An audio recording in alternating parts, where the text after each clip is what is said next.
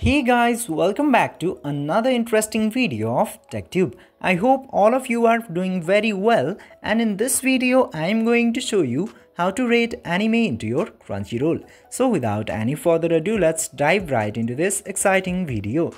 You also want to rate your favorite anime but you don't know how to? So this video is just for you. In order to do that, just simply open your Crunchyroll application, and after opening the Crunchyroll application, this home option will appear.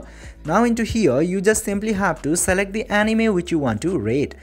For example, I'm selecting this One Piece anime into here, and as you can see 5 stars into here, which you can see in black and white at first. In order to rate, just simply click into this stars, and after that just simply select how many stars that you want to give to the anime. And after giving these stars, the anime will be successfully rated, and this is all you have to do in order to rate the anime.